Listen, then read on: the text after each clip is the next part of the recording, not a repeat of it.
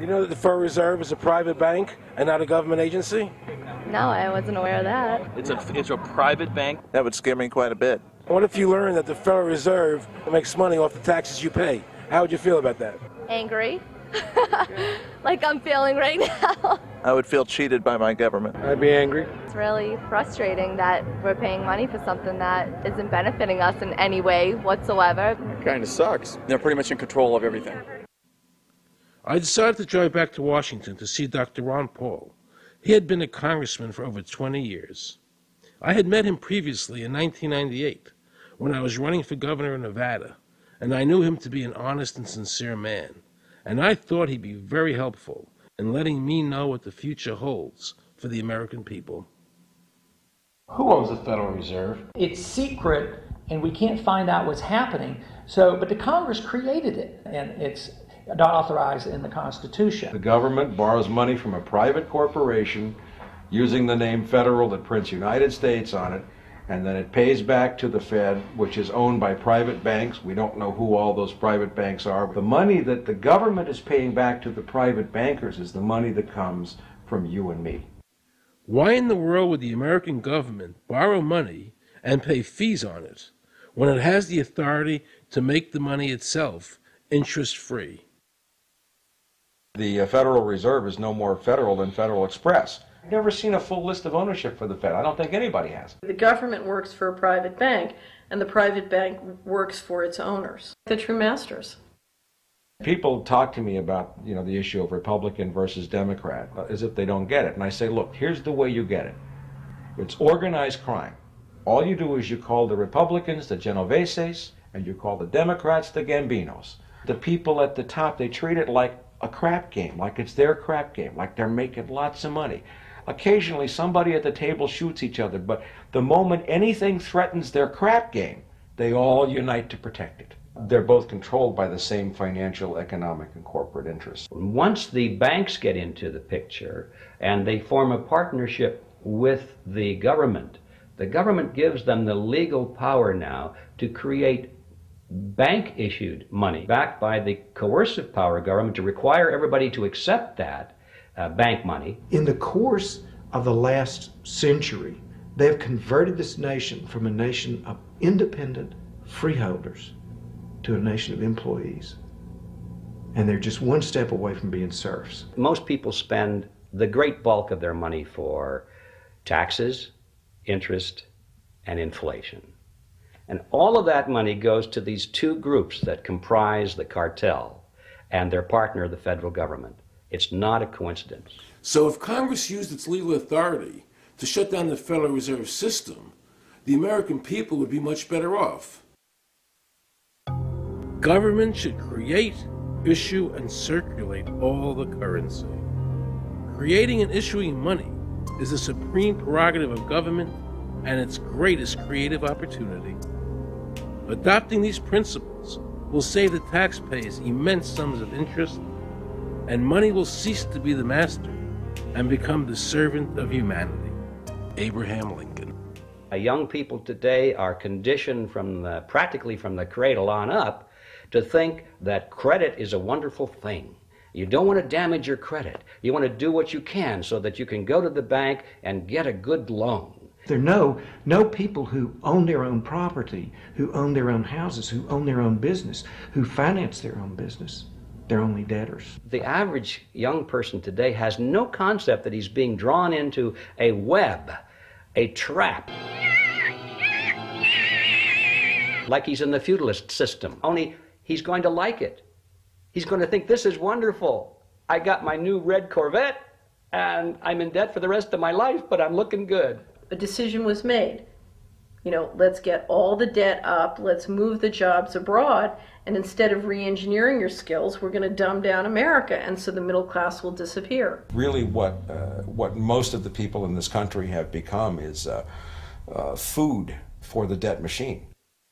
When a person borrows money, it puts a noose around their neck and makes them servant to the lender, which is exactly what the Federal Reserve System is designed to do. And now our Congress, so dominated by the banks, is helping them to entrap people even further by passing new bankruptcy laws, making it more difficult for the people to declare bankruptcy and get a fresh start, while at the same time allowing the banks to charge very high rates of interest. This is the way the Democrats and Republicans, working with the banks, legally enslave the nation. Credit card industry is a huge political contributor. And unfortunately, a Can certain it be number that, of... It just seems so, like I say, just bald. You know, this idea that credit card industry gives a lot of money to the government so they will protect them even to the just abject disinterest of their own constituents. That happens kind of a lot. The board of directors of the Federal Reserve System is chosen by the president from a list prepared by the bankers themselves. The process of finding a Greenspan replacement is ongoing and is being managed by a small group of people responsible for coming up with a list of nominees. It's important that whomever I pick is viewed as an independent person from politics.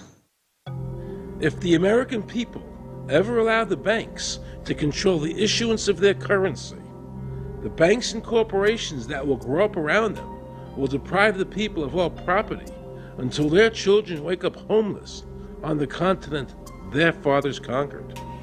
Thomas Jefferson. So the Federal Reserve is actually an illegal entity functioning within government. It's illegal, and what we have given to this so-called agency is the authority to counterfeit money. Do you have any points of view about the Federal Reserve and how the Federal Reserve operates? They just enter something on a computer. Oh, you need 20 billion today. Here's 20 billion, but they got that out of thin air. It came out of thin air, it goes to the Treasury then pays their bills. So it's no different than monopoly money.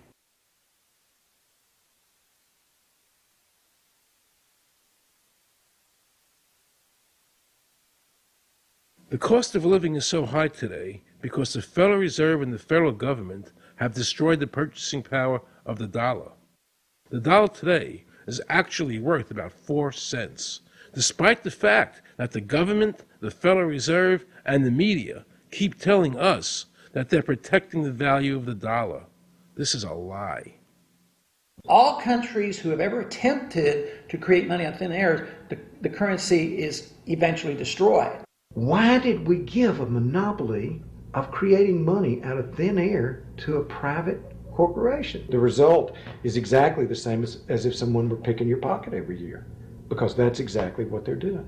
Originally, paper was a receipt which is used as evidence that the money exists. Over the years, of course, the government has disconnected the paper from the actual tangible substance, which is money. So now we have a piece of paper which is evidence of nothing. In the past, people were able to take their receipts, the paper, to the bank and get the real money, the gold, in exchange for the receipt. This limited the amount of money that could be printed, thereby protecting the purchasing power of your savings. You don't have to worry. That's good, because I work 3 jobs and I feel like I contribute. You work 3 jobs? 3 jobs, yes. Uniquely American, isn't it? I mean, that is fantastic. In the absence of the gold standard, there is no way to protect savings from confiscation through inflation. There is no safe store of value. Gold stands as a protector of property rights. Alan Greenspan, before he went to work for the Federal Reserve System. Now Alan Greenspan and the other central bankers want you to believe that the receipt, the paper, is the real money. This is nothing more than sleight of hand. It's a magician's trick. Because for them to maintain control over the government and the people, they have to convince you that this paper is really money. Because that is the essence of their power and our powerlessness to maintain control over our own government.